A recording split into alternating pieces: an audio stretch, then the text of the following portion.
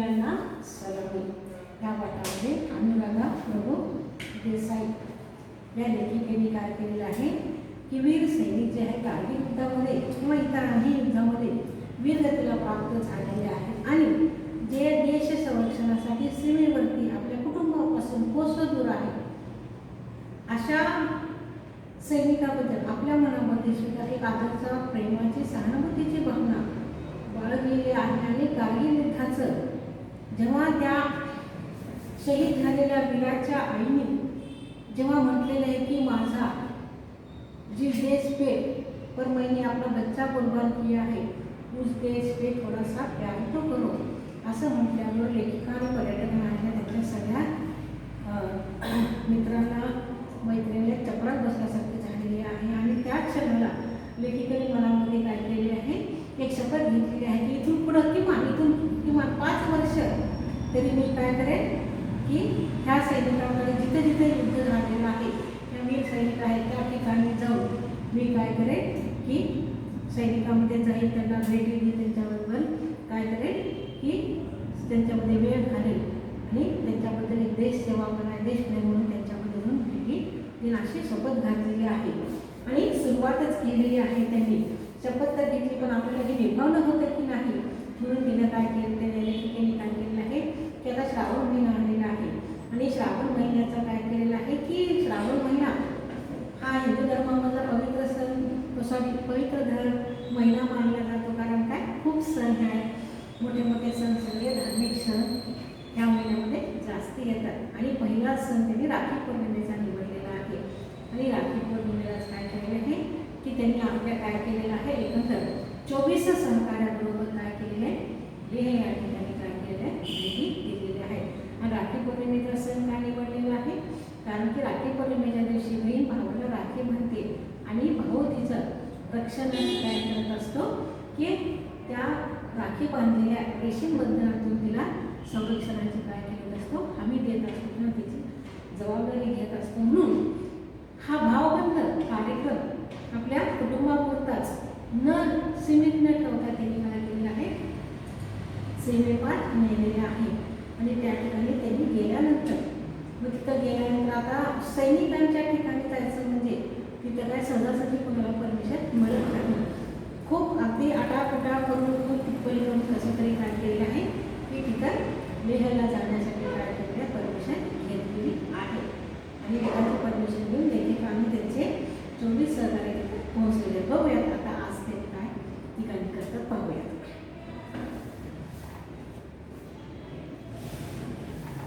हां सैनिकांच्या रेजिमेंटमध्ये जायचं सैनिकांना भेटायचं म्हणजे त्यांनी सेनाच्या गुहेत प्रवेश मिळवायचा होता बऱ्याच कटपटी करून आम्हाला निघण्यापूर्वी 14 कोरच्या लेहमधील हेडक्वार्टरमधून प्रतिसाद आला आम्हाला 14 कोरचे कर्नल झा यांनी बोलवलं होतं आमचं मन धास्तावलं सैन्य दलातील वरिष्ठ अधिकाऱ्यांशी त्यांच्या केबिनमध्ये जाऊन बोलायचं होतं पण मनातील कित्येक प्रश्नांची भेंडोळी कर्नल झा यांच्या प्रसन्न व्यक्तिमत्वाकडे बाद झाली आता खूप प्रयत्न करून त्यांना त्या लेह ठिकाणी काय झालेलं आहे परमिशन मिळालेली सैनिकांच्या तळापर्यंत जाण्याकडे आणि तिथं जे आहे की कर्नल जहा लेहमधील हेडक्वार्टरमधील काय आहे 14 कोरचे कर्नल जहा हे काय मुख्य आहेत त्या ठिकाणी गेलेले आहेत आणि त्यांनी त्यांना बोलवलेलं आहे आणि सगळ्या वरिष्ठ अधिकाऱ्यांची त्यांची काय केले केबिनमध्ये बसून चर्चा वगैरे झालेली आहे आणि चर्चा करत असताना यांची काय आहे आता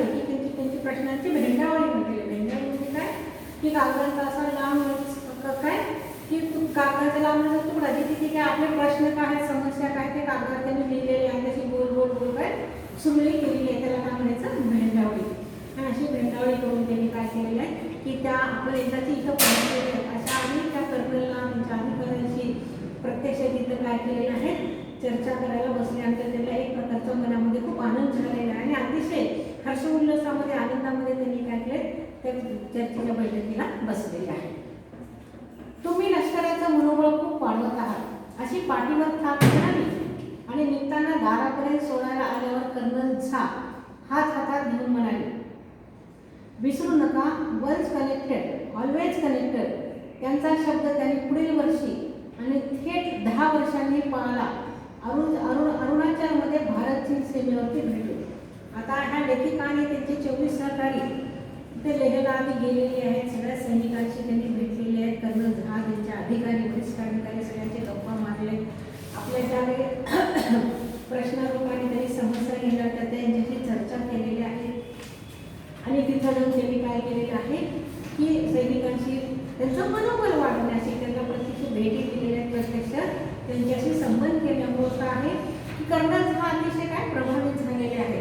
आणि तिथून निघताना कर्नल झाने लेखिकेला त्यांच्या सहकार्याला काय आहे की शुभेच्छा देत असताना म्हटलेलं की अरे वा, तुमचं काम अतिशय चांगलं आहे, अतिशय उत्तम काम आहे आणि तुम्ही हे आम्हाला सीमेपर्यंत आम्हाला आमच्या सैनिकांना भेटी देतात, हे आम्हाला फार काय आहे, हे तुमचं कार्यक्रम फार चांगलं आहे. जणू काही आमचं सैनिकांवरती सैनिकांचं मनोबल वाढवणारं हे तुमचं काय आहे काम आहे. त्यामुळे तुम्ही इथं आलात, आम्हाला भेटी दिल्यात, आम्हाला खूप छान वाटलं, सैनिकांना खूप छान वाटलेलं आहे. जणू काही प्रत्यक्ष म्हणा किंवा अप्रत्यक्ष आपल्या कुटुंबाशीच चर्चा झालेली आहे, त्या कुटुंबाशीच आपली भेट झालेली आहे असं त्यांनाही वाटलेलं आहे. त्यामुळे त्यांचं अंतःकरण भारावणारे आहे, त्यांचं मनोबल सुद्धा वाढलेलं आहे की अरे बाबा की आपल्या कुटुंबाशी जरी नाही भेट झाली, कुटुंब तर आपल्यासोबत नेहमीच असतं, पण समाजातील अशी काही लोक सुद्धा आपल्या पाठीशी आहेत, इथंपर्यंत आपल्यासाठी भेटीला येतात आणि आपल्या कार्यावरती इथे शुभेच्छा देऊन आपल्या पाठीवरती थाप मारतात. म्हणून त्यांना मनोबल काय झालेलं आहे, आनंद झालेला आहे. म्हणून झालं जायला लेखकांना केलं की तुम्ही हे तुमचं काम असंच पुढं काय करा, अभिनय चालू ठेवा. आणि लेखिकाने तर 5 वर्षाची शपथ घेतली होती, तर पुढं कंटिन्यू त्यांनी 10 वर्ष हे त्यांचं काय केलं काम अभिनय केलेलं आहे. आणि कर्नल झाने एक मस्त वाक्य म्हटलेलं आहे, काय म्हटलेलं आहे, तुम्ही हे विसरू नका की वन्स कनेक्टेड ऑलवेज कनेक्टेड. जर तुम्ही एक असाल, एकदा तुम्ही काय झाला कनेक्ट झालात, मिळालात, समोर आलात किंवा तुम्ही सगळे काय झालेले आहात सामील झालात, तर हे त्यामुळे काय होतील आणखीन सुद्धा काय होतील जास्त तुम्हाला जोडले जाऊ शकतात. हे वाक्य तुम्ही काय काय एक असं कुठलंही चांगलं काम करायचं म्हटलं तर कोणीतरी एकाने अगोदर काय करावं लागतं, पुढाकार घ्यावा लागतात. आणि मग त्याचं ते चांगलं काम बघून लोकांना प्रेरणा मिळते आणि लोक मग आपोआप तुझं काय करतात, त्या कामाला जोडले जात असतात.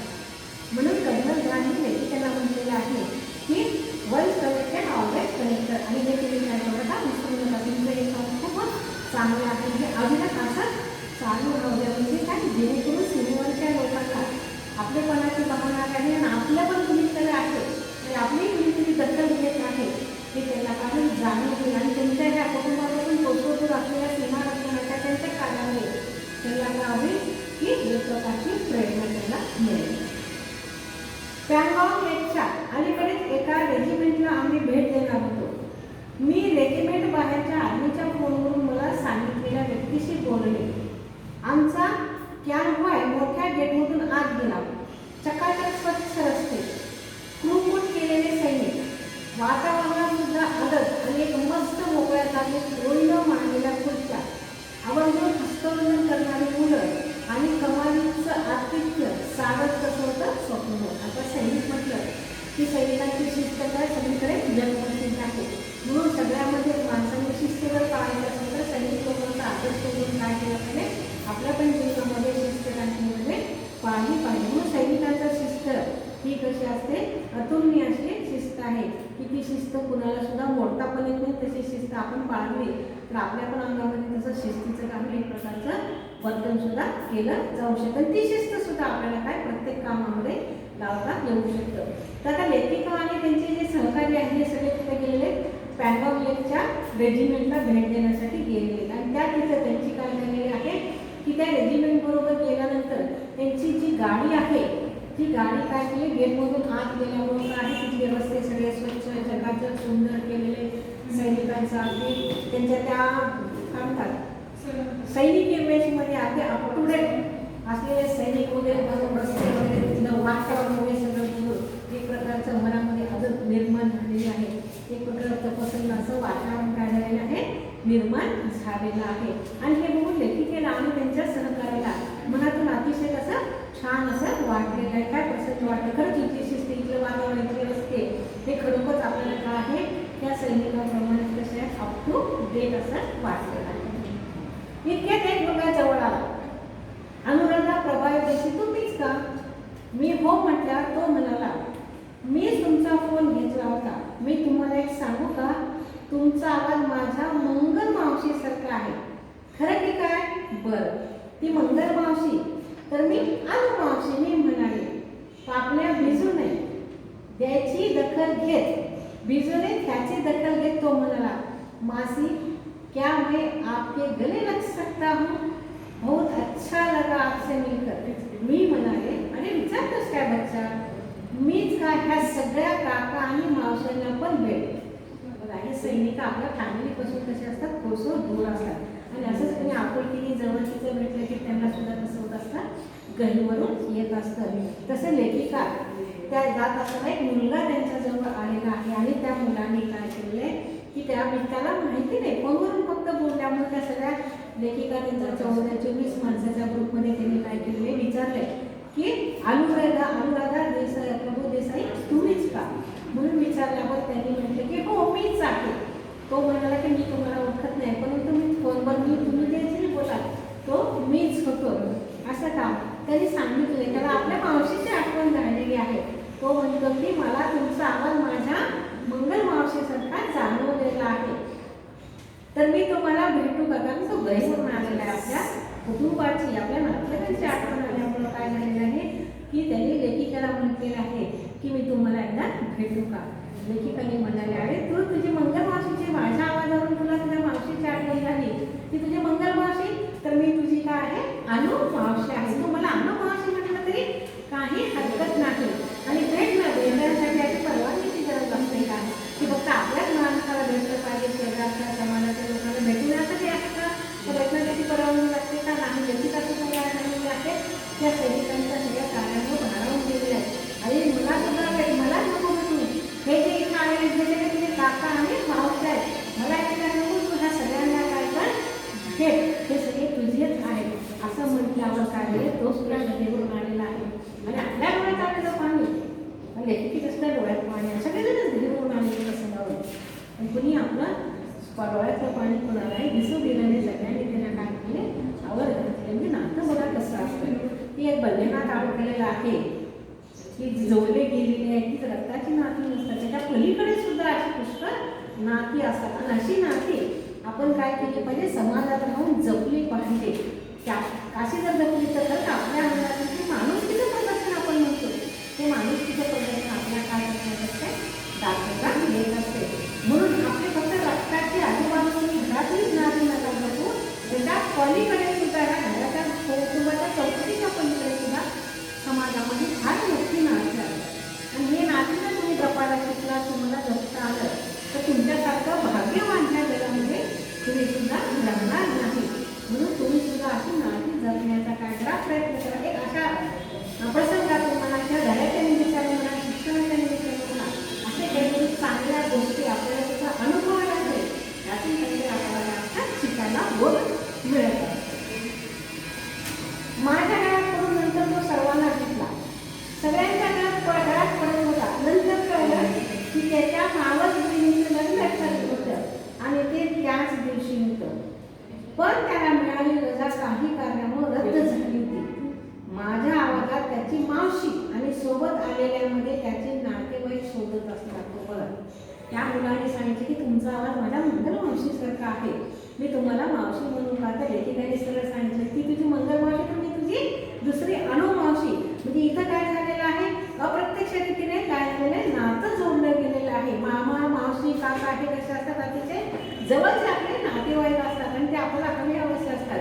पण इथे एका सैनिकाने काय केलेलं आहे, लेखिकेशी मावशीचं नातं काय केलं आहे, जोडलेलं आहे. आणि लेखिकेला पुन्हा नंतर कळालं की त्याच दिवशी काय झालेलं आहे की त्याच्या मावस बहिणीचं लग्न होतं. आणि सैन्यामध्ये असल्यामुळं सैनिकांना कसं असतं, सगळ्याच गोष्टींची कशी असते, त्याला मर्यादा असते. त्याला इच्छा असून आपल्या मावस बहिणीच्या लग्नाला काही जाता आलेलं नाही. सुट्टीचा रजेचा अर्ज दिला पण रजा त्याची कॅन्सल झालेली, रजा त्याला मिळालेली नाही. आणि आणायचं नाही, लेखिका आणि त्यांचा 24 जणांचा ताफा त्या ठिकाणी त्याच दिवशी पोहोचला असल्यामुळं काय झालेलं आहे की त्याला त्या दिवशी ह्या लोकांमध्ये लेखिकेचा आवाज मावशीसारखा जाणवल्यामुळे आपली मावशीच आली की काय जणू त्याला असा पार झालेला आहे. आणि लेखिकेच्या गळ्यामध्ये ते मिठी मारून आपल्या त्या भावना काय केल्या व्यक्त केलेल्या आहेत. म्हणजे बघा सैनिकामध्ये कसे असे प्रसंग असतात, आनंदाचा असतो किंवा दुःखाचा प्रसंग असो, इच्छा असून सुद्धा आपल्या कुटुंबामध्ये त्यांना सहभागी होता येते का? सहभागी होता येत नाही. आपलं मन मारून का होईना पण आपलं कर्तव्य ते कशा असतात अतिशय उत्तम किंवा चोख रीतीने बजावत असतात. नाहीतर तुम्ही आमची कशी असते सगळं मिळून भरभरून असं सगळं आसपास असून सगळीकडे आपली कशी असते ओरडत असते. पण असं सैनिकासारखं आपल्या मनामध्ये सुद्धा तशी शिस्त तसं मन आपल्याला सुद्धा कसं असतं बनवता आलं पाहिजे. काही काही गोष्टीला मनाला मुरण घालून आपल्या भावनांना आवर घालून आपल्याला सुद्धा आपलं कर्तव्य बजावता आलं पाहिजे.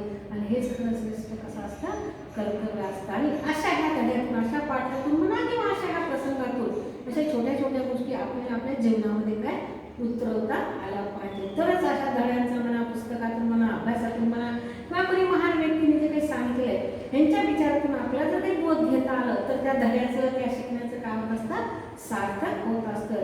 नाहीतर पास व्हायचं म्हणून पाठ केल्याशिवाय तर त्यातलं काही प्रश्नाचे उत्तर लिहिल्याशिवाय आपण पास होत नाही. म्हणून रट्टा मारायचं पास व्हायचं झालं बाबा त्याचं पास. ह्या पास होण्याला ह्या शिकण्याला काही सुद्धा अर्थ नाही. आपण जे शिकलेलं आहे हे आपल्यामध्ये किती उतरवते किती उतरवता येते ह्याबद्दलच आपलं काय असतं खऱ्या अर्थाने शिक्षण असतं. नाही तर नुसतं पाट्या टाकायचं काम करणं ह्याला काही सुद्धा अर्थ नाही. ह्या सोहळ्याची साक्ष असलेल्या इतर मुलं माझ्याकडे आली आणि म्हणाली मासी आप बड़ी पागल हो क्यों क्या हुआ बेटा? वो आपके गले मिल सकता है. हमने क्या पाप किया? जवळजवळ अर्धा तास ती कॉमेंट मधली विसरून सगळेजण आपल्याला भेटत होते. अजब सोहळा. आम्ही नुसत्या भेटीतून मायेची पाखर घालत होतो पण तो तेवढासा भावनिक ओलावाही त्यांना उद्गार वाटत होता. त्या सगळ्या खऱ्या राख्यांना राखी बांधून बाहेर पडलो. त्यांच्या हातात बांधलेल्या राखीच्या धाग्यांच्या मंडळात आम्ही कायमचे गुरफटलो. वीज अंकुरत होते. धुमाने फुटायला थोडा वेळी लागला होता. म्हणजे त्या सैनिकांना लेखिकांना आपल्या मावशीच्या गळ्यामध्ये पडून त्याला खरोखर आपली प्रत्यक्ष मोठ्या मावशीला भेटल्याचा त्याला आनंद झालेला आहे. आणि त्यांच्या सगळ्या त्या 24 ग्रुपमध्ये सगळ्या मानलेल्या त्या मावशा काकांना सुद्धा गळ्यामध्ये झालेला आहे. त्यामुळे सगळेजण खुश झालेले आहेत. आणि बाकीच्या असं म्हणतात की मावशी तुम्ही फार स्पेशल आहात. पार्सल आहात म्हणजे काय फार स्पेशल आहात. आम्ही काय पाप केलेला आहे तो तुमच्या गळ्यात पडलेला आहे. आमच्या सुद्धा गळ्यात पडून भेटला तर आम्हाला पण त्यामुळे फार आनंद होईल. म्हणून अगदी ती सैनिकी वर्दी वगैरे सगळं विसरून सगळ्यांच्या गळा विसरून तो सुद्धा काय खुश झालेला आनंदाचा सोहळा तिथं साजरा झालेला आहे.